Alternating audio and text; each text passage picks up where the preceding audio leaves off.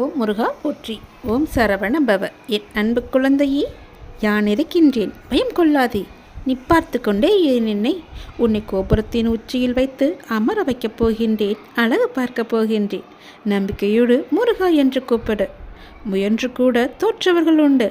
ஆனால் இந்த முருகனை வணங்கி தோற்றவர்கள் இந்த உலக அகராதியிலேயே கிடையாது. நம்பினால் ஒரு முறை முருகா என்று கூடு. காலம் மாறும் என கற்பனையில் காத்திருக்காதே. நீ முயற்சி செய்யாமல் இங்கு எதுவும் மாறாது. ஆனால் நீ என்னை பார்த்த நொடி மறுகணமே உனக்கு நல்லது நடக்கும். பேரதிசயம் நிகழும். திருச்செந்தூர் முருகன் உன்னை தேடி நானாக வந்துவிட்டேன். பல முறை வந்தேன், நீ என்னை அலட்சியம் செய்தாய். இன்று 11வது முறை. அதிர்ஷ்ட வாக்கு, நீ கேட்டது கிடைக்கும். நம்பிக்கையோடு கூறு. திருச்செந்தூர் முருகன் உனக்காக வந்திருக்கும் போது நீ எதற்கும் இனி பயப்பட வேண்டிய அவசியம் இருக்காதே. நம்பினால் முழுவதும் கேள். என் அன்பான குழந்தைக்காக ஒரு நல்ல செய்தியை நான் கொண்டு வந்திருக்கின்றேன். நீ கேட்ட நல்ல செய்தி தூரத்திலிருந்து ஒரு தொலைபேசியின் மூலம் உனக்கு நான் அனுப்பி வைத்திருக்கின்றேன். நீ என்னை நோக்கி வர வேண்டுமென்றால் நீ நான் சொல்வதை போல செய்துவிடு. உனக்கு எல்லாமே நல்லதாகவே நடக்கும். உன்னுடைய தொழில், நீ இப்போது பார்த்து கொண்டிருக்கும் வேலை உனக்கு சிறப்பானதாக மாறி பல மடங்கு உத்தியோகத்தில் பதவி உயர்வு பெற்று கூடுதல் வருமானமும் கிடைக்கும்படி செய்கிறேன். செய்து கொண்டேன், செய்தும் விட்டேன். அது விரைவிலேயே உன் கையில் கிடைக்கும். நான் சொன்னது போலவே அந்த தை மாதத்திற்குள்ளே உனக்கு கிடைத்துவிடும். தை 1ஆம் தேதிக்குள் அதற்கான நல்ல செய்தியும் உன் காதுகளில் விழும். உன் பணப்பிரச்சனை முற்றிலுமாக நீங்கிவிடும். எனக்கு பண கஷ்டம் இருக்கிறது என்ற வார்த்தையை இனி உன் வாயில் இருந்து வராது. உனக்கு நல்லதாகவே நடக்கும். நல்லது மட்டுமே நடக்கும் உன் அப்பாவின் துணையோடு.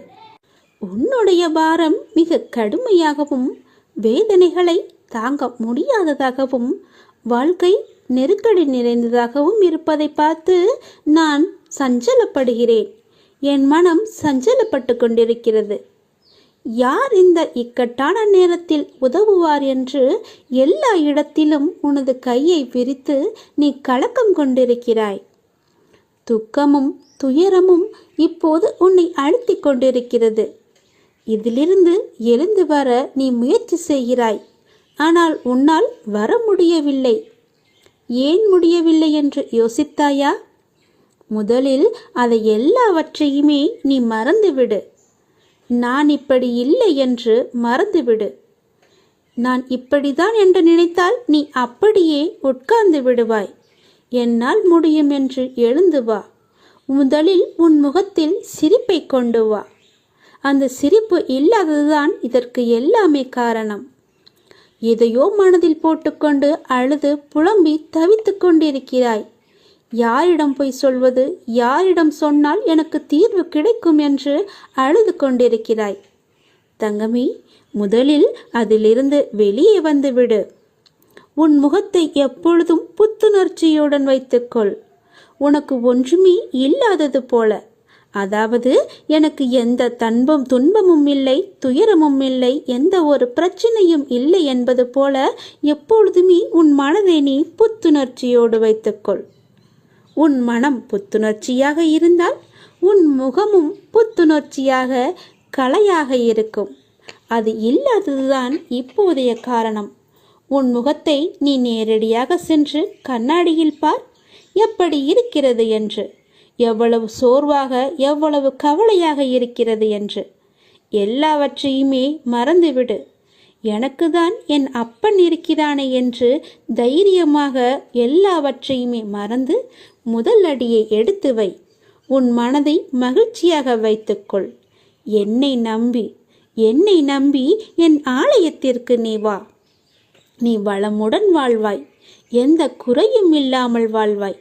உனக்கு வாழ்க்கையில் எந்த ஒரு கஷ்டமும் இருக்காது, எந்த துன்பமும் இருக்காது, எந்த துயரமும் இருக்காது. முதலில் நான் சொல்வது போல செய். உன் வாழ்க்கை எப்படி இருக்கிறது என்று பார். உன்னை தேடி அவர்கள் விலகி சென்றவர்களெல்லாம் தானாக வருவார்கள். உன் மனதையும் உன்னையும் நீ புத்துணர்ச்சியோடு வைத்துக்கொண்டு உன் முகத்தில் புன்னகையை வைத்து பாரேன். எப்படி தேன் போல ஓடி வருகிறார்கள் என்று. வாழ்க்கைக்கான அர்த்தத்தை தான் எல்லோருமே தேடிக்கொண்டிருக்கிறார்கள். ஆனால் எப்படி வாழ்வதற்கான அர்த்தங்களை யாருமே தேடுவதில்லை. அதை தேடியிருந்தால் வாழ்க்கையை நிம்மதியாக வாழ்ந்திருக்கலாம். ஏன் அவ்வாறு செய்ய மறுக்கிறார்கள் என்று தெரியவில்லை. எத்தனையோ முறை சொல்லியாய்விட்டது. வாழ்க்கையில் எதுவுமே காரணங்கள் இல்லாமல் நடக்காது. எல்லாவற்றிற்குமே பின்னால் நிச்சயமாக ஒரு காரணம் இருக்கும். இப்போது இந்த பதிவை நீ கேட்பதற்கு கூட ஒரு காரணம் நிச்சயமாக இருக்கும். அது அந்த இறைவனுக்கு மட்டும்தான் தெரியும் என்று நீ நினைக்க வேண்டும், நம்ப வேண்டும். உன்னுடைய வாழ்க்கையின் பாதையின் அழகை சொல்ல உனக்கு வார்த்தைகளே இருக்காது. உன்னுடைய வார்த்தைகளை நீயே தேடிக்கொண்டிருப்பாய்.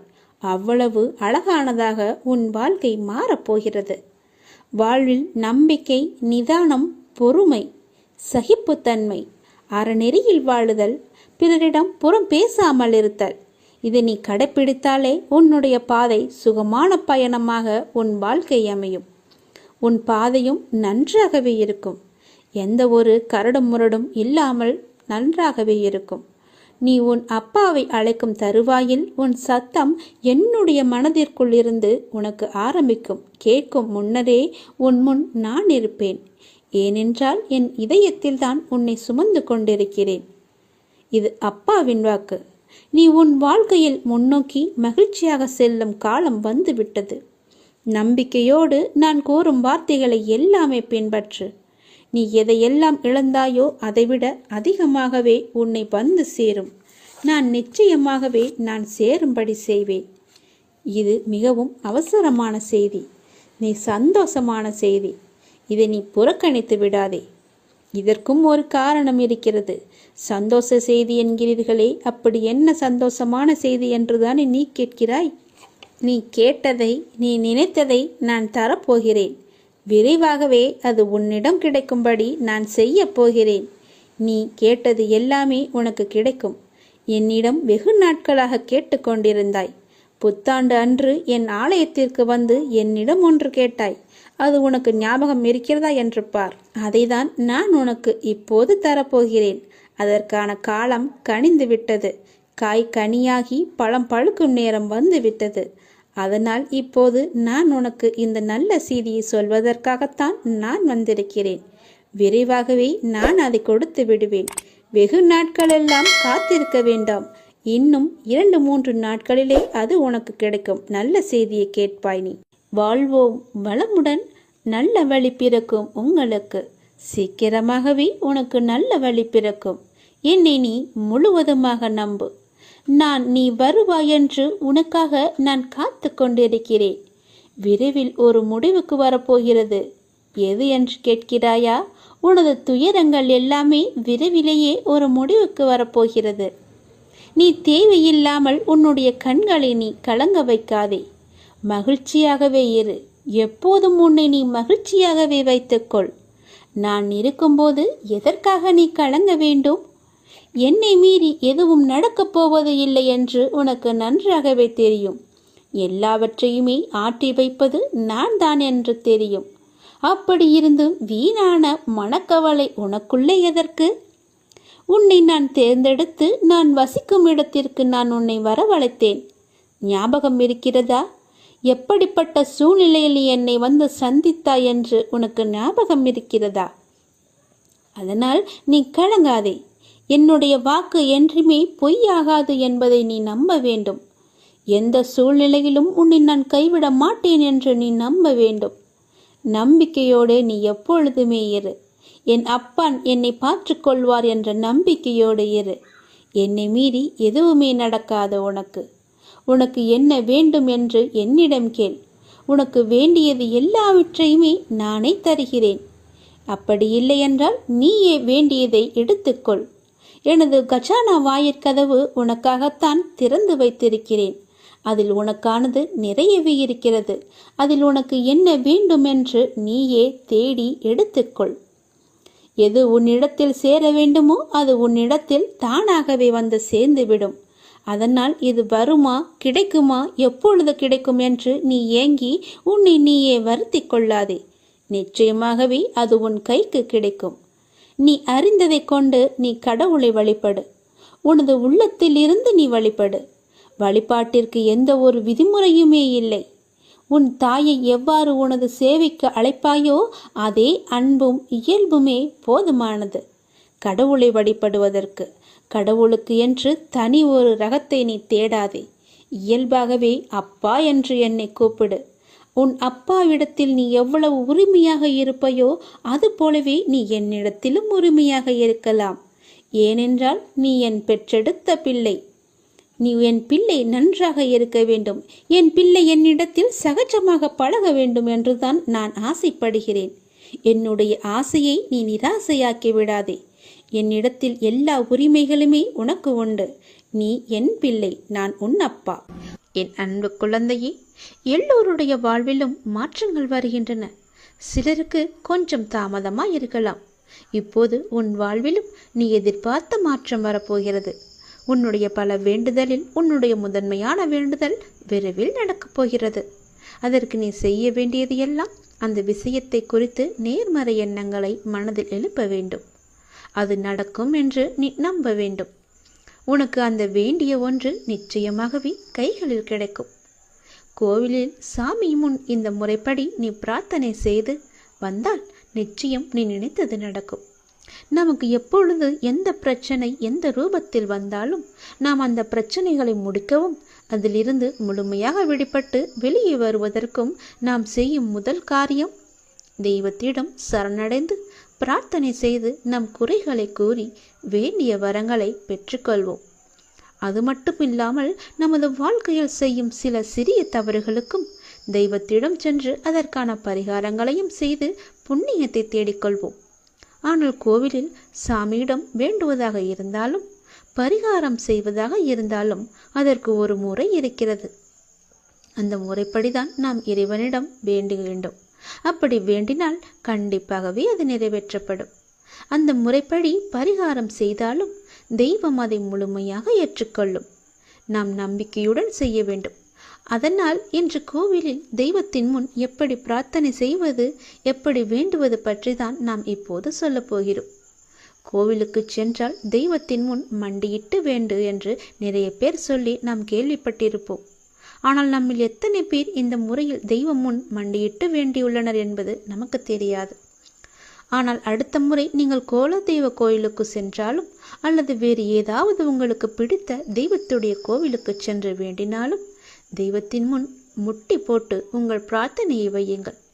நீங்கள் தெய்வத்தின் சன்னிதானத்திற்கு முன்பு மண்டி போட்டு உங்கள் இரு கைகளையும் ஏந்தி உங்களுடைய பிரச்சனையை குறைகளை கடவுளிடம் சொல்லி வேண்டிய வரங்களை நீங்கள் பெற்றுக்கொள்ளுங்கள். இப்படி நீங்கள் முட்டி போட்டு வேண்டினால் தெய்வம் நாம் கேட்டதை உடனே கொடுக்கும் என சொல்லப்படுகிறது. இப்படி நீங்கள் எந்த தெய்வத்தின் கோவிலுக்கு சென்றாலும் முழங்கால் போட்டு மண்டியிட்டு உங்களின் இரு கைகளையும் ஏந்தி வேண்ட வேண்டும். உங்களுடைய வேண்டுதலை சீக்கிரமாகவே ஏற்றுக்கொள்வார். அதே நேரம் அந்த வேண்டுதல் சீக்கிரம் தெய்வத்தால் நிறைவேற்றியும் தரப்படும் என்பது காலம் காலமாக மக்களிடம் உள்ள நம்பிக்கை. அந்த நம்பிக்கை உங்களுக்குள்ளே இருக்க வேண்டும். நீங்கள் நிறைய கோவில்களில் சில தெய்வத்திற்கு வேண்டுதல் வைத்து முழங்கால் மண்டியிட்டு கோவிலை சுற்றி வலம் வருவார்கள். கோவில் படியேறி தங்களுடைய நேர்த்திக்கடனை செலுத்துவார்கள். இப்படியெல்லாம் கூட தெய்வத்திற்கு பிரார்த்தனை செய்யலாம் என்று நம்முடைய சாஸ்திரங்களே கூறுகிறது. இருந்தாலும் உங்களுடைய உடம்பை பிரார்த்தனை செய்கிறேன் என்ற பெயரில் வருத்தி கொண்டு நீங்கள் முழங்காலிட்டு கோவிலை சுற்றியோ அல்லது கோவில் படிக்கட்டிலோ நடக்க வேண்டும் என்ற அவசியம் கிடையாது. உங்களை உடலை வருத்தி தான் நம்மை செய்ய வேண்டும் என்று யாரும் சொல்லவில்லை. எந்த கடவுளும் நிர்பந்திக்கவில்லை. தெய்வத்தின் சன்னிதானத்திற்கு முன்பு மண்டியிட்டு தெய்வத்தை முழு நம்பிக்கையோடு நினைத்து மனதார வேண்டிக் கொண்டாலே போதும். நீங்கள் நினைத்தது நிச்சயமாகவே ஒரு மண்டலத்தில் நடக்கும். அதாவது 48 நாட்களுக்குள் அது நடந்தே தீரும். நீங்களும் உங்கள் இஷ்ட தெய்வத்தை நினைத்து முழு நம்பிக்கையோடு வேண்டுங்கள். எந்த தெய்வமாக இருந்தாலும் கை நீட்டி கேட்டால் கண்டிப்பாகவே கொடுப்பார். இல்லை என்று சொல்லாமல் நமக்கு அள்ளி தருபவர்தான் தெய்வம். மண்டியிட்டு கைகளை ஏந்தி கடவுளிடம் கேளுங்கள். உங்கள் பிரார்த்தனை நிச்சயம் நிறைவேறும். ஓம் சரவணபவ. ஓம் முருகா போற்றி. அனைவருக்கும் நல்லதே நடக்கட்டும். நீ என்னை நினைத்து பார்க்கும் ஒவ்வொரு நொடியும் உன் அருகில் நான் இருப்பேன். நீ எங்கு சென்றாலும் உனக்கு துணையாக வருவேன். நீ என்னை பார்க்கும் இந்த தருணத்திலிருந்து உன் வாழ்க்கை ஒளிமயமாக மாறப்போகிறது. நீ பெற்ற பயனை பிறருக்கும் பகிர்ந்துவிடு. நடந்தது நடக்கும்போது என எல்லாமே நல்லதாகவே இருக்கும்போது, உன் முருகன் உன்னுடன் இருக்கும்போது நீ எதற்கும் பயப்படாதே. உன் கஷ்டங்களை போக்க உன் கந்தன் இருக்கின்றேன். உன் வாழ்க்கையை மேம்படுத்த உன் முருகன் இருக்கின்றேன். உன் நிவர்த்திக்கான வழியை குறைக்க நான் இருக்கின்றேன். உன் எல்லா கஷ்டங்களிலும் உனக்கு துணையாக நான் இருப்பேன்.